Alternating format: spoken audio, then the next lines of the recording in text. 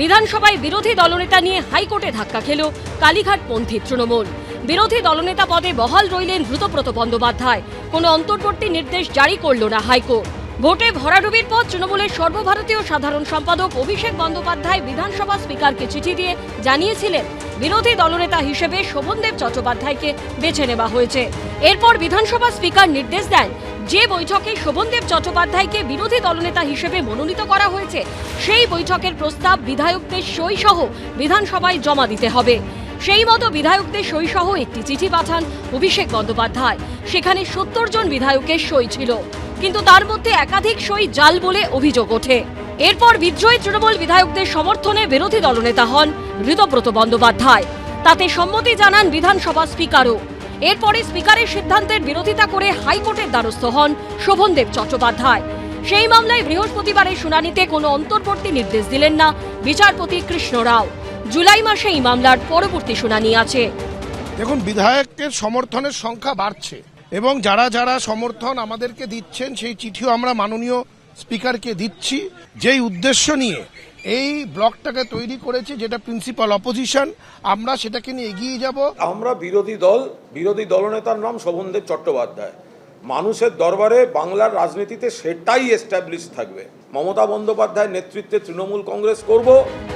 কে বিরোধী দলনেতা তা নিয়ে আইনি লড়াইয়ের মধ্যেই বৃহস্পতিবার বিরোধী দলনেতার চেয়ার নিয়েও তপ্ত হয় বিধানসভা। অধিবেশন শেষে কুণাল ঘোষ দাবি করেন বিরোধী দলনেতার আসনে বসেছিলেন শোভনদেব চট্টোপাধ্যায়। বাঁদিকের প্রথম আসনটি, স্পিকারের একদম সামনের প্রথম আসনটি, যেটি যুগে যুগে বিরোধী দলনেতারা পেয়ে এসেছেন, সেটি কিন্তু শোভনদেব চট্টোপাধ্যায়ের জন্যই আজ অ্যালটেড ছিল। চাটনৃত যেখানে বসছিল সেটা একটু পরে, দূরে। লিডার অফ দ্য অপোজিশন হিসেবে জয়নাল আবদিন একটা জায়গায় বসতেন, লিডার অফ দ্য অপোজিশন হিসেবে অতীশ সিনহা একটা জায়গায় বসতেন, লিডার অফ দ্য অপোজিশন হিসেবে পঙ্কজ ব্যানার্জি একটা জায়গায় বসতেন। লিডার অফ দ্য অপোজিশনের কোনো নির্দিষ্ট কোনো জায়গা ছিল না। বিরোধী দলনেতা থাকাকালীন শুভেন্দু অধিকারী যে আসনে বসতেন সেই চেয়ারেই বসতে দেখা যায় বিরোধী দলনেতা ঋতব্রত বন্দ্যোপাধ্যায়কে।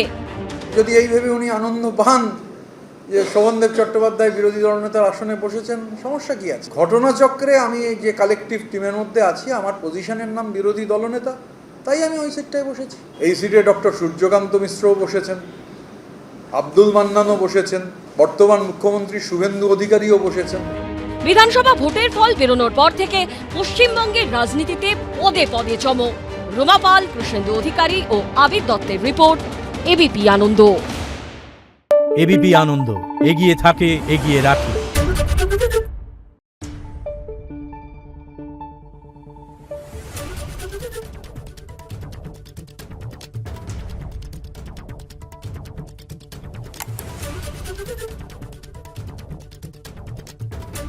Thank you.